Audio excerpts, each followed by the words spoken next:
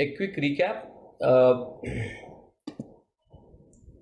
from the previous session.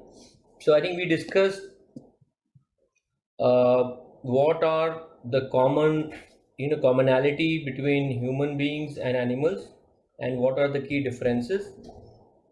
Anybody remember in any of those?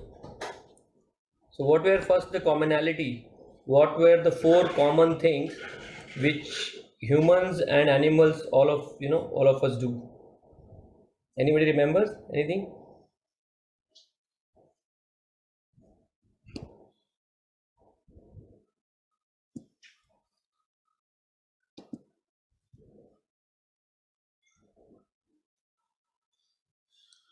Yes, eating, sleeping, correct. So the acronym was SEED, right? So sleeping, eating, enjoying, and defending. These are the four common things between humans and animals. And I think we also discussed that they also do, limited thinking and reasoning just to fulfill these four things. And what are the differences between humans and animals?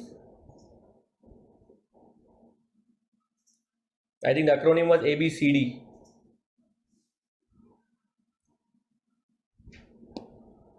Any recall of those?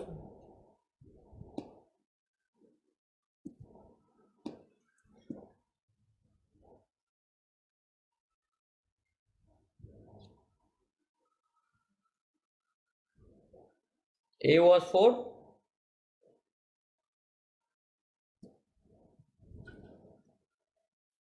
you can type or speak actually on anything you remember out of ABCD.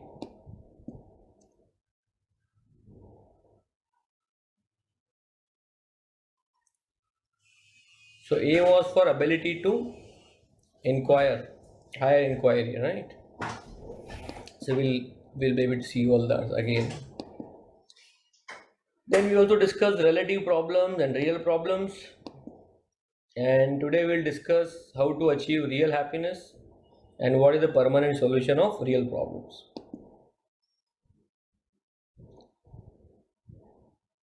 So here, if you see the four commonalities between human being and animals, we just saw those. Ahar, Nidra, Bhay and Methunam. So these were the four common things which we all do. Now let us see the difference. Ability for higher inquiry, higher bliss, choice and determination. So this actually makes human beings special. We also discussed that how a tractor and a Ferrari car is different. They have different purpose. So we can't use a Ferrari actually on a farmland to plow the land. That would be waste of that machine.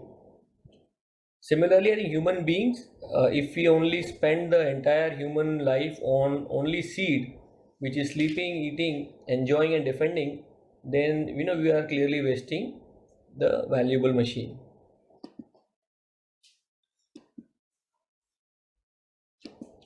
So I think on ability for higher inquiry, we basically also saw how basically it works. So if in human life we do a higher inquiry, then we are promoted to a higher form of life. If we don't do any inquiry, then we basically slowly we degrade into animal life. And also I think we discussed about the kind of rasa which one can enjoy, which is the bliss. So human beings actually have ability to enjoy a higher level of bliss, so much beyond what animals can enjoy, much beyond what actually can be enjoyed through sense perception only. So when I say sense perception, means anything, any happiness or pleasure which is derived out of tongue or out of nose or out of eyes or out of touch or by through our ears, all that will be parthiv ras. And it is said that swargi ras is higher than 1,000 times higher than parthiv ras, and brahman ras is even higher than swargi ras, and above brahman ras is bhakti ras, which basically can be enjoyed only by the soul. And I think we actually discussed a couple of examples also. One was, for example, anybody can anybody give example of parthiv ras? What should we consider as parthiv ras?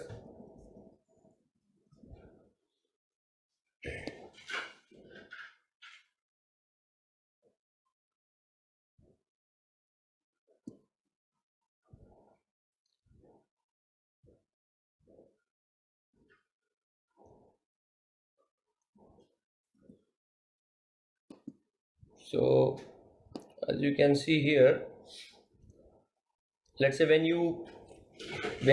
we talk about the increase in endorphin levels, right, after exercise or after running for 45-50 minutes, right? So that is kind of example of parthiv which gets excreted through the chemicals in the brain. Similarly, for example, if somebody starts taking cold water bath, that also leads to some kind of chemical release in the brain, which gives you little bit high.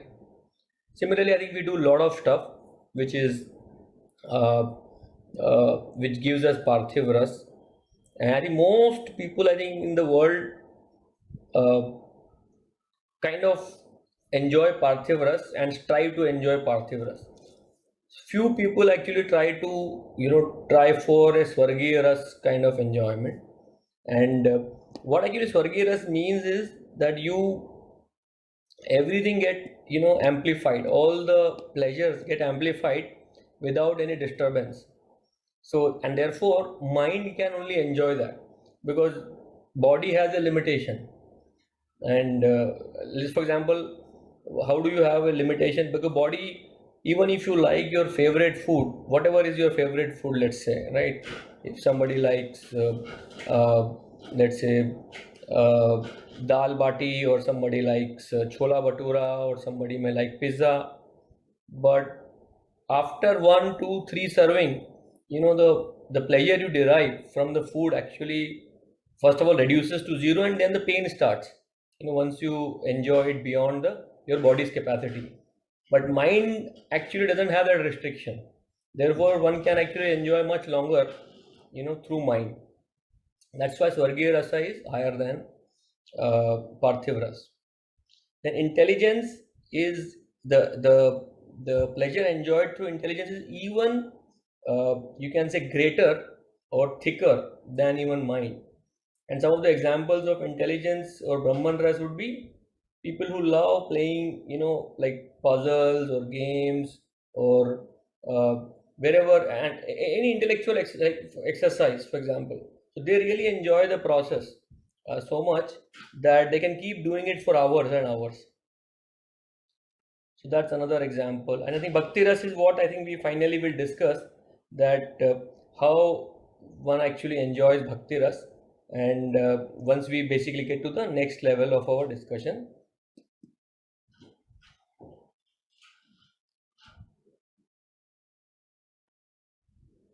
Yeah, I'll take that, Ravi, in the end, definitely, yes. We discussed last time, but I'll give you more examples on that one. Sure.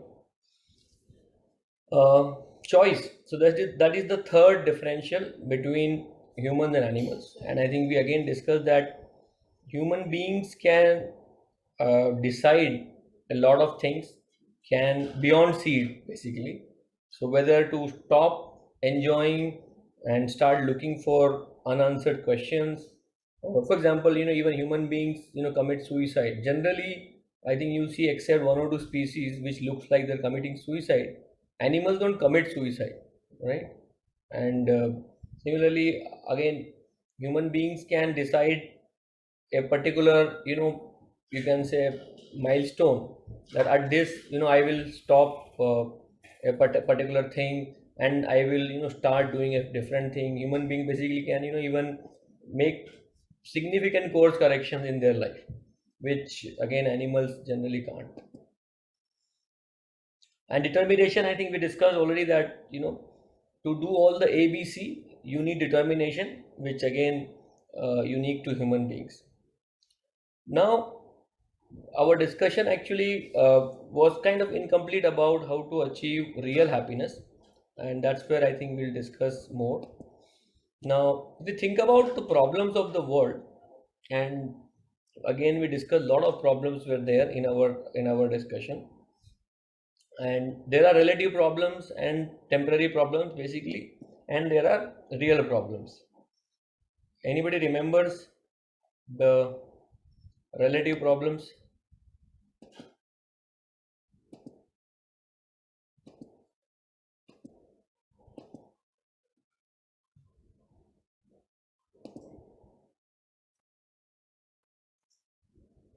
Okay, so here we are. One man's food is another man's poison. That is, kind of a relative problem we discussed. The dentist and toothache. So toothache is a problem for the patient, may not be a problem for the dentist. In fact, it is a gain for the dentist. Similarly, rich men always wanting to go to hill station, and the hill station people want to come to town and big cities. Umbrella shop, vegetable seller. If you think about, if it's raining, umbrella seller actually gains while vegetable seller doesn't gain. So it's a relative problem. Not It's not common to all, and that's for it is a relative problem. Now the definition of real problem was it should be common to all, no one should want it, and everybody still gets it, nobody can avoid it. Anybody remembers what were the real problems? I think we discussed a little bit on that, right? On relative problems.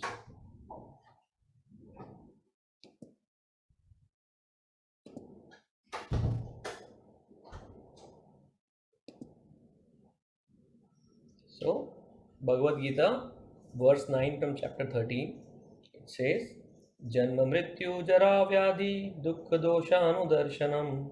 So, Janma, Mrityu, Jara, and Vyadhi, which I think as we translate into English, uh, we will just speak about it. And I think we also discussed story of Prince Siddhartha, who inquired into these problems of real problems of life. The four problems were death, old age, disease, and birth. We also discussed why each of them are actually real problem, because they are common to all. Nobody can avoid it and nobody wants it. Then we also discussed there are three kind of miseries, which is beyond these four problems. One is adhyatmic, adhibhotik, and adhidevik. So adhyatmic was miseries caused by own body and mind.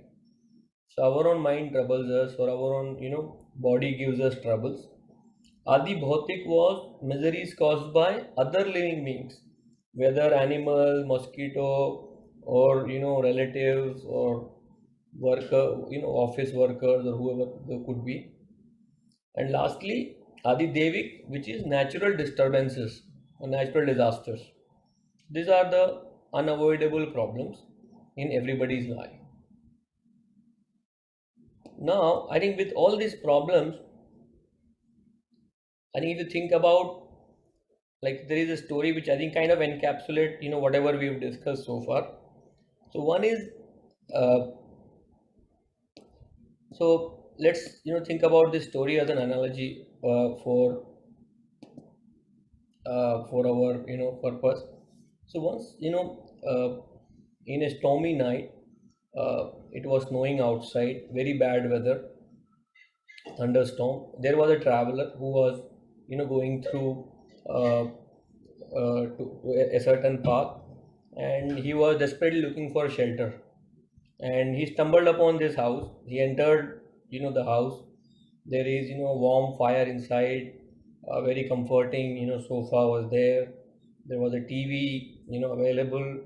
There was dining table with all varieties of food stuff. He was hungry, he was almost wanting to eat a lot of stuff.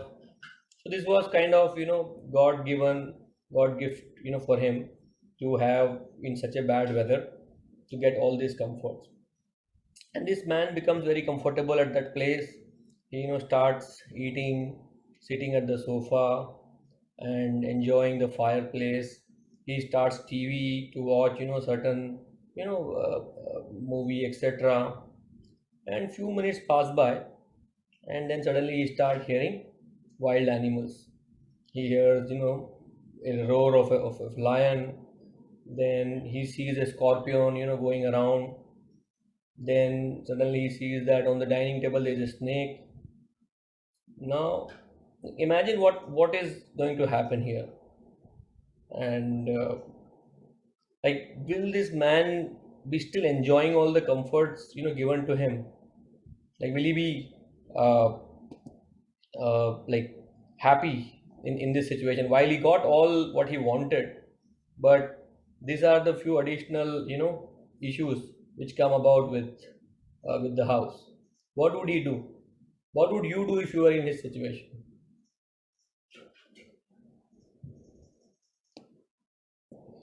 Can anybody type your response, or you can speak actually also?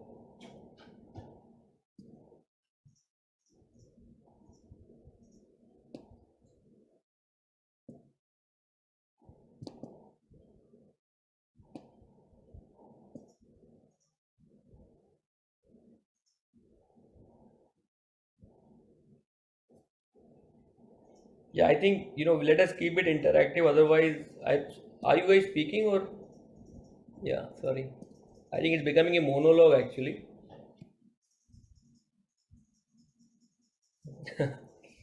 So you're absolutely right, Saurabh.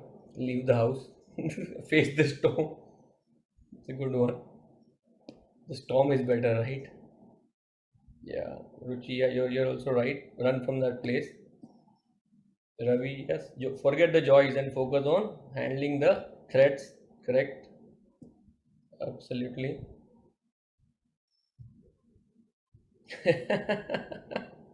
So Parth, you are also very hilariously, what you mentioned is absolutely right. What can we do? It is the animal who will do it for why they are here. Absolutely agree. So I think all you are absolutely right. Ideally, one should run away from that place, because all the comforts and the food are, like temporary in some sense, right? You can anyways get it somewhere else also, but if you lose your life, it's not worth it. So that is exactly our situation also. And uh, so we are actually stuck in such a place.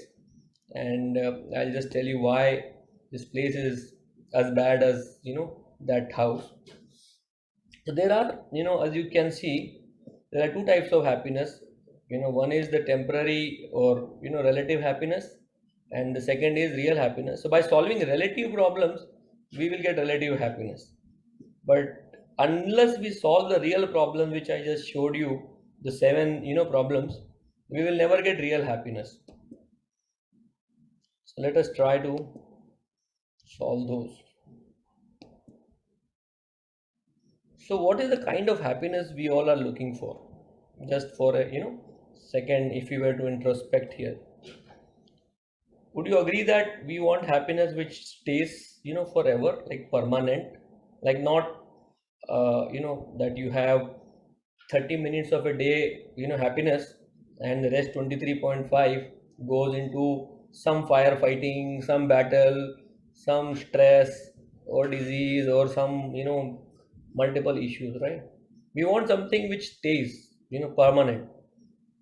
Agreed? Everybody agrees, I hope, on that one. Also, most of the things which we get or which we have in this world, they have this law of diminishing marginal utility principle. Agreed? Almost everything actually has it.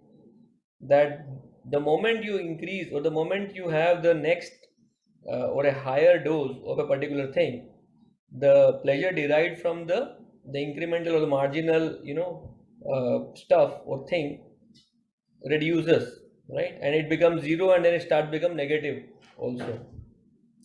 But we want happiness which is increasing in nature, not decreasing.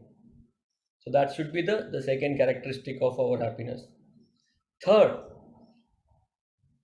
if we cannot share it with our loved ones, with our own family, then so we get happiness, and we live, with that happiness. Like almost like inheritance taxes, right? In the West, that your property cannot go to, your hairs like as much, like there's significant taxes on those, right? So it's like almost like that you can enjoy, but you cannot share it with your loved ones. So for example, if you know like, okay, I'm just giving, let's for example, my mom has diabetes. I enjoy sweets. Okay, I am eating sweets in front of her or whatever, but I cannot give her the same pleasure or the same happiness. So it's not, it's not shared with loved ones then. So our definition of real happiness should be, it should be available to be shared with the loved ones. And lastly, there should be variety, okay, uh, of that happiness also within that happiness. So that is the definition of our happiness, or the kind of happiness we should be looking for. And we discussed a little bit of that. And I think I'm not asking that, whether you want it or no. I am assuming we all want it. And also, I think we had a brief discussion about what all the scientific advancement or the entire effort of modern civilization is to give us physical comfort, lots and lots of physical comfort, increase our like options of sense gratification, right?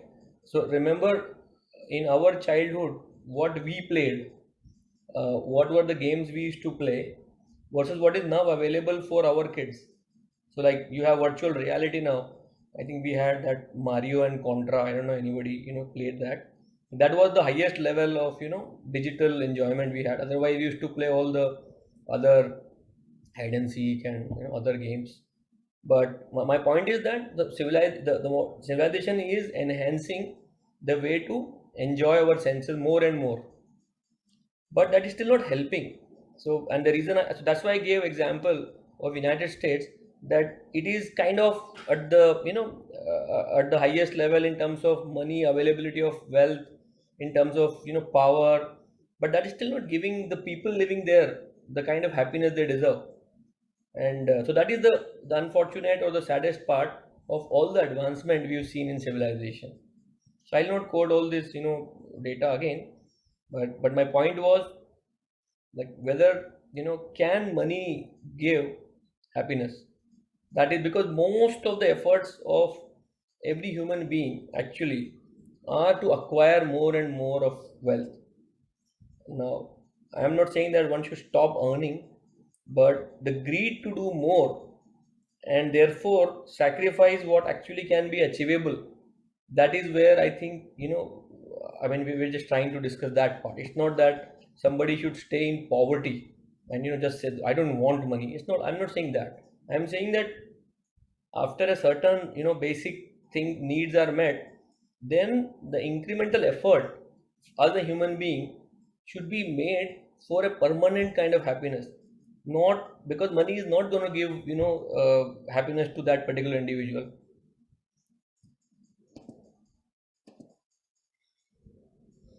So now I think what is going wrong in our quest.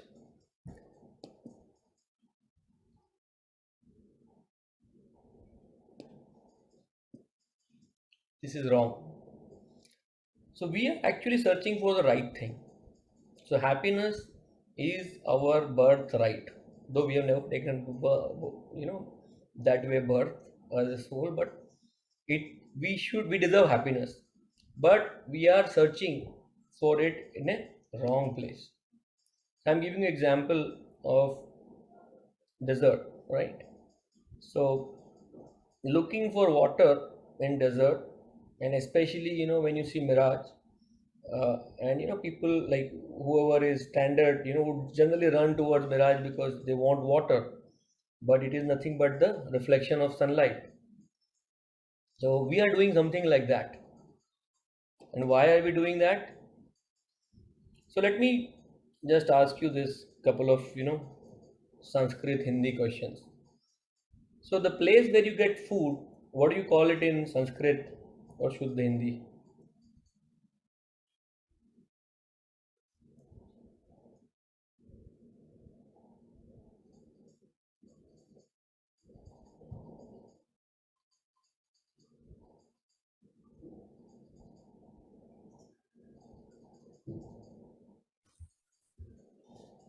Okay. आपने तो reply दिया है ना विशाल, ऊपर ही लिखा है भोजनालय.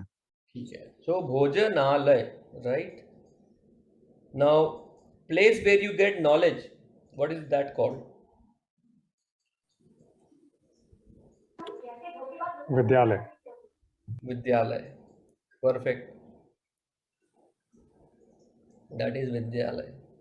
Now, place where you get alcohol, Madira. What do you call that? Madhushala. Or Madiralay. मदिरालय. Yeah. So that's also. So you have Madiralay, you have Vidyalay, you have Bhojanalay. Now, what if somebody goes to Vidyalay and says, मेरे लिए 2 pack बनाओ, क्या बोलेंगे उसको? School वाले, विद्यालय, right? Or somebody goes to Madiralay. Sorry, हाँ.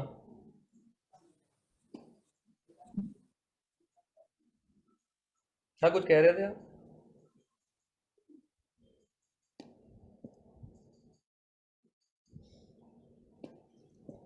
Yeah. Or somebody goes to Madiralay and he says that, can you give me the latest book of J.K. Rowling on Harry Potter?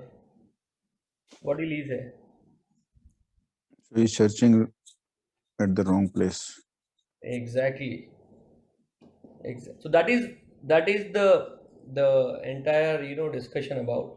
So in 8th chapter, verse 15, Lord Krishna has made this statement very, very clearly that Dukkhalayam Ashashvatam.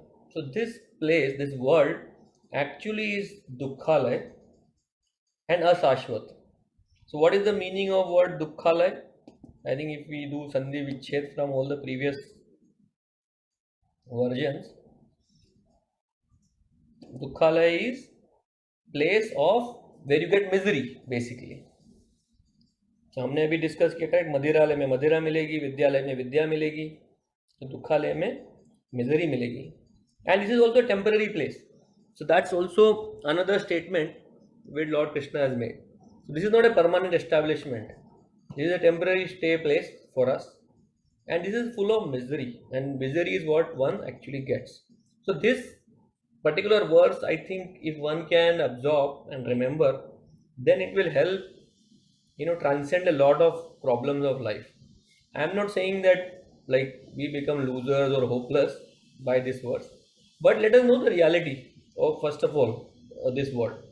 So this is a place of misery, and if we are getting misery, there is nothing wrong in that. This place is full of misery.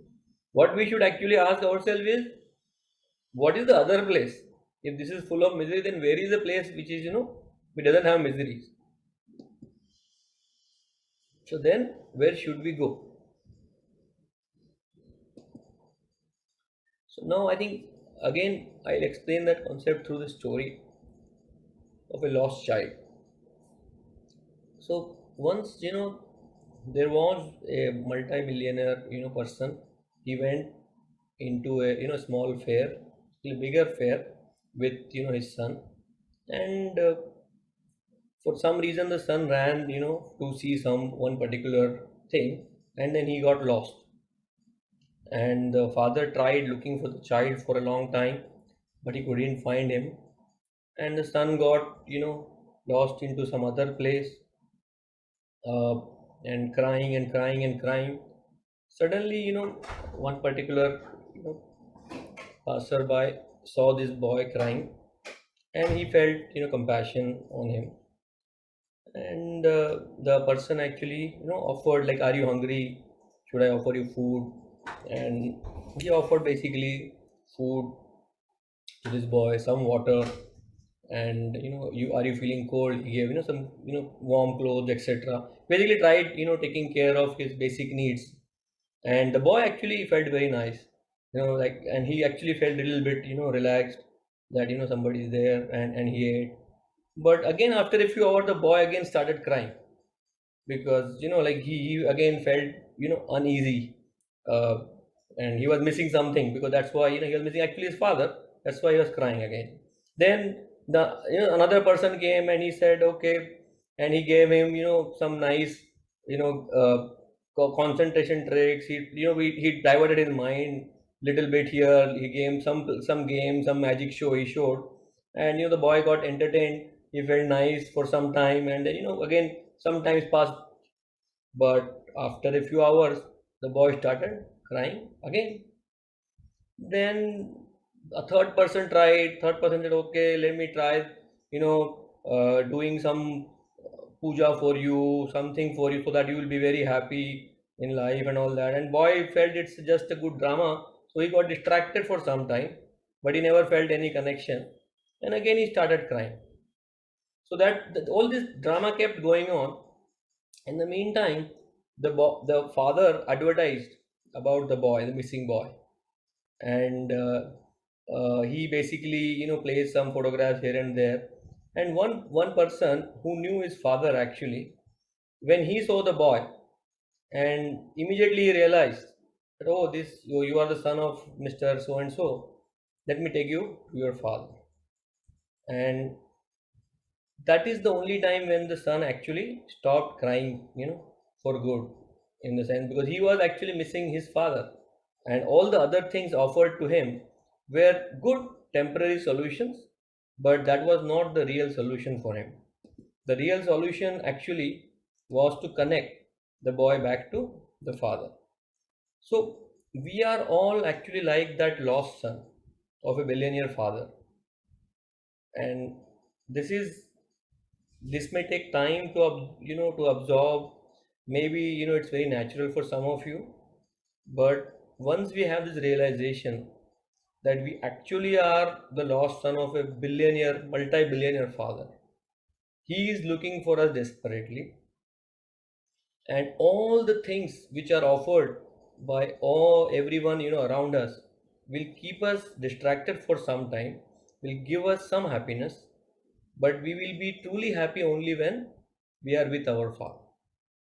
So we need to revive our eternal relationship, with the Father God, for us to become truly happy.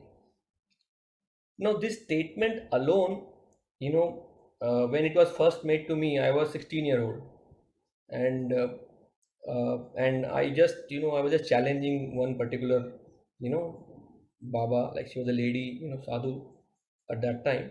I was just for fun, actually, I was challenging. I had no real intention of knowing I was just challenging that what is the purpose of life, have you seen God, all kind of, like challenging questions I was asking.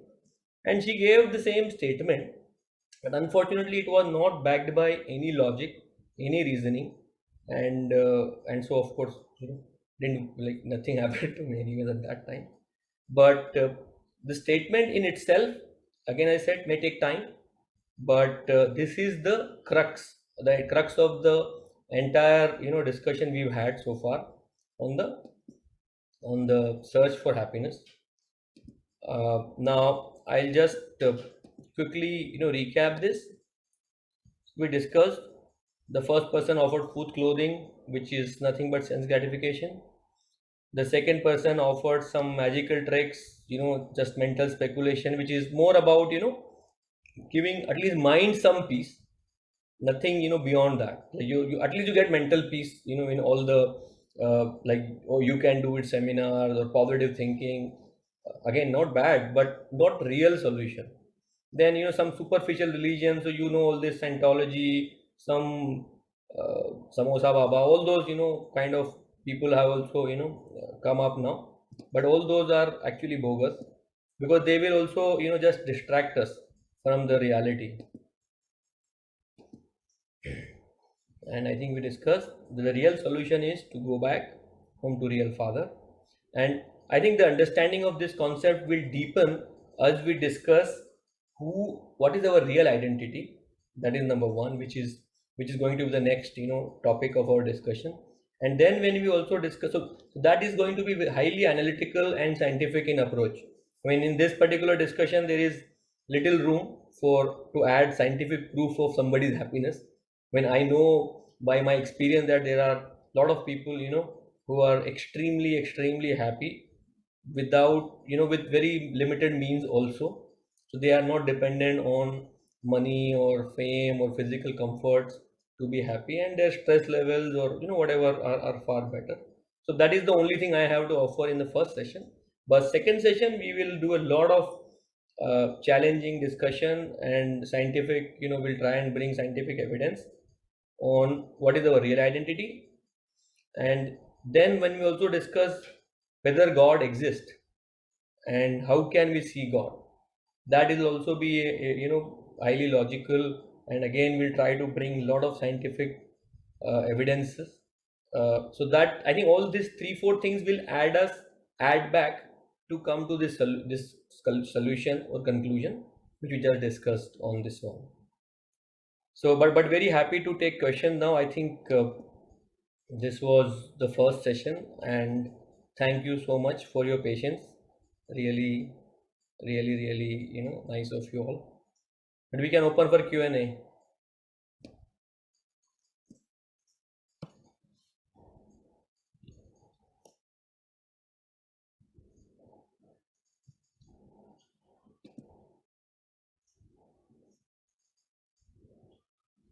I think there was a question. I can take that first. And anybody else wanting to ask, please either type it or you can ask also.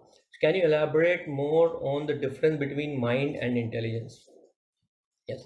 So we briefly discussed last time that the hierarchy of uh, what is a finer or a greater, instrument or pleasure potency. Body is the lowest. That is the basic, level. So one is physical body, which is, this flesh. Then there are indriya, right? Like we have this, 5 indriyas, which is, through which we actually derive pleasure, which is eyes, ears, nose, tongue, and skin, right? So from gross body, the senses are, higher. From senses, mind, the mind controls basically senses, and through which basically mind basically enjoys through the senses and the body and the sense object. Now intelligence is superior to mind and is meant to control mind. And again I think the example I was using was mother and a small child. Intelligence is like a mother and small child is like a mind.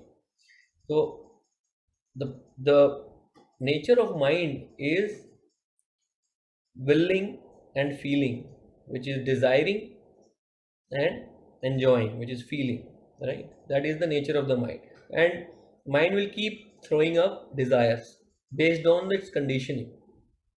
So for example, somebody is, let's say, living a very disciplined life. When I say disciplined means health wise, right? So somebody wakes up, maybe 6 o'clock, 5 o'clock, goes for a walk or run or a gym, very disciplined about what he eats or she eats, in terms of, in diet and all.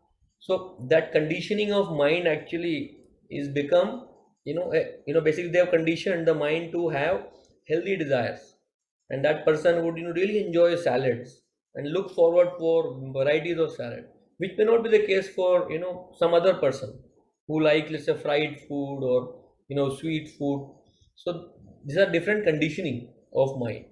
Intelligence is like the mother, which is which has approving and rejecting kind of tendency. It's like kind of discretion, right? That you approve, you reject, you approve, you reject. And intelligence is strengthened by what the knowledge we actually acquire. So intelligence, if you read, what you hear, that actually strengthen your intelligence. So let's say, for example, I read Ruchita, Duvekar, whatever, that lady Ruchita Duvekar or some other, health, personalities, books, and I start feeling okay. So I'm basically strengthening my intelligence at that time by reading the book, or I, let's say, attend some seminars of, healthy food habits, etc. So that is strengthening my intelligence at that time. Now next time when the mind desires, let's say my mind wants a McDonald's burger, my intelligence, which is now strengthened by reading and listening, which is like again like a mother, will say no, don't eat this, this is not healthy for you. So that is the power of intelligence.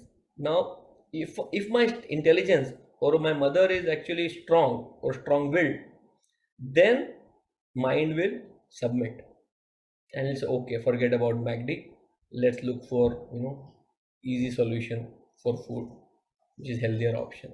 But if my intelligence is not strong, or again in our example, if the mother is not strong willed, then the children will actually take mother for a task and will do whatever they want to do in the house. But in by nature, mother is superior to children, in hierarchy or authority. uh, so mind will actually listen to intelligence by nature. I'm just saying it just doesn't happen in some cases because of weak intelligence. I hope that answers the question. Any other?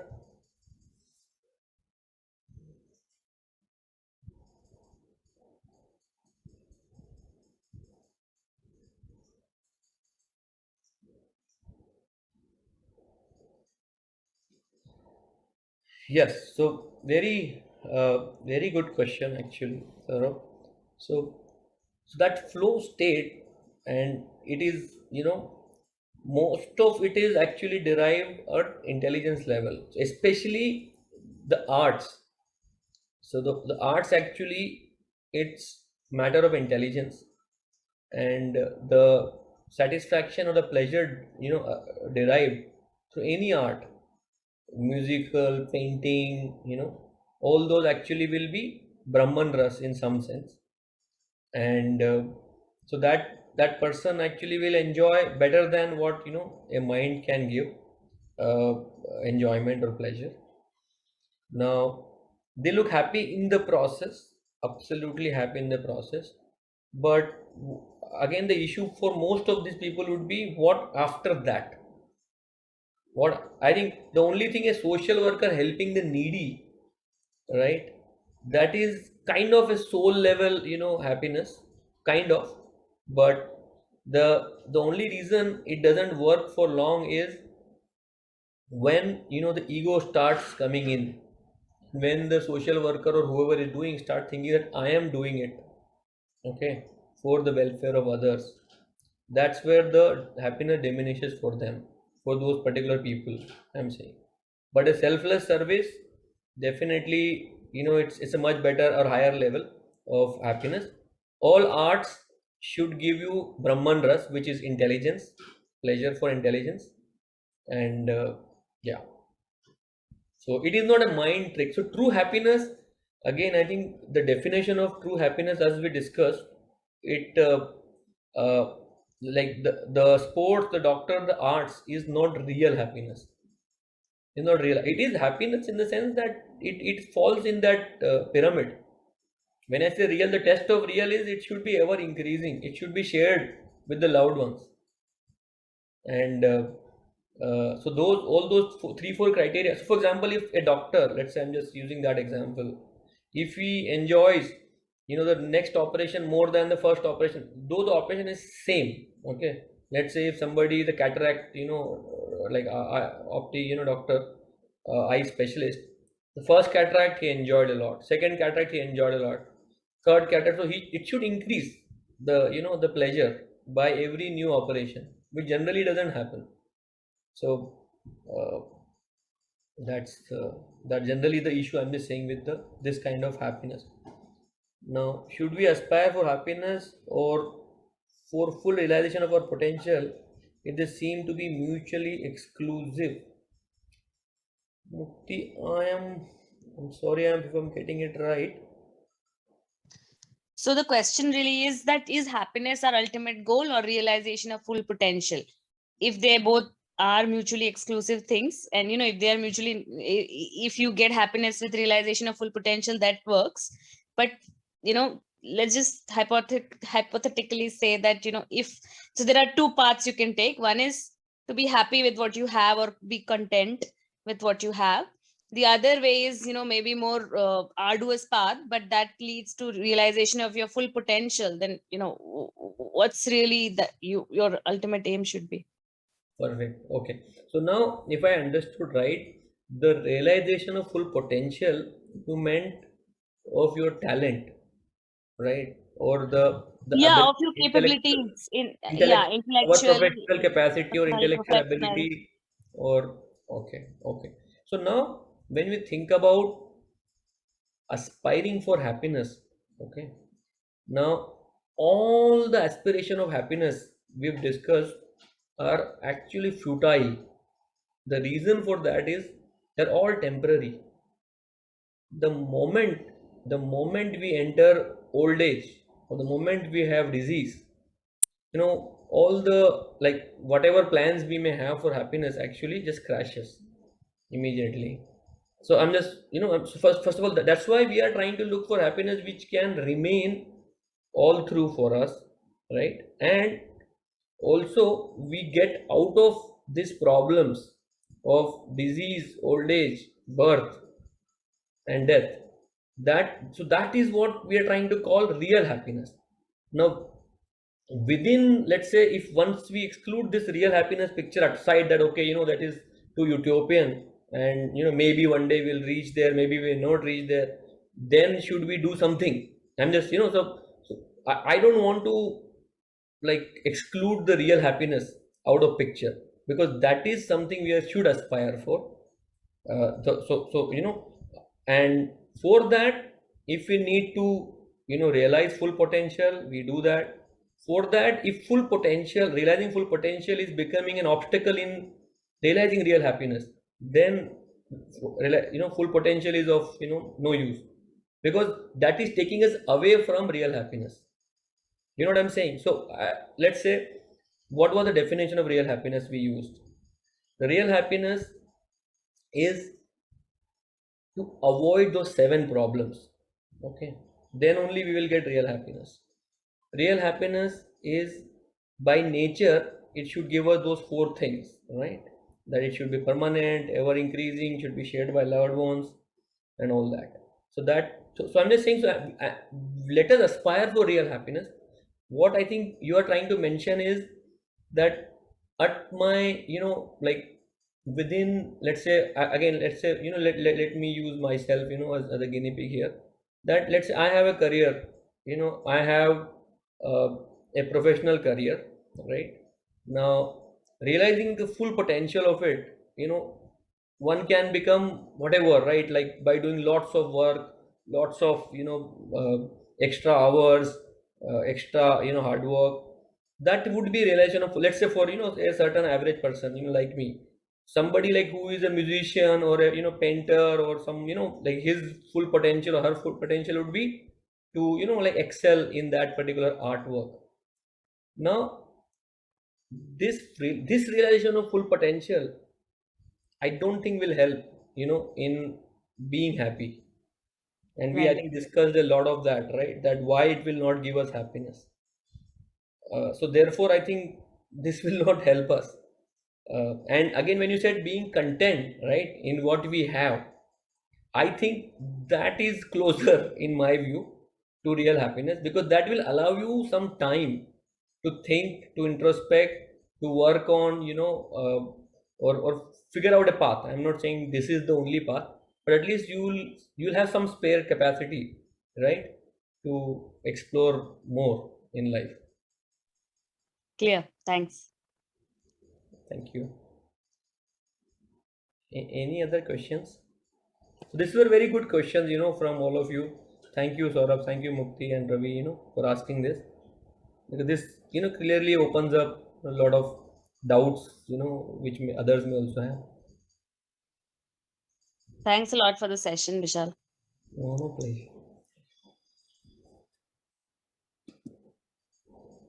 Any other questions?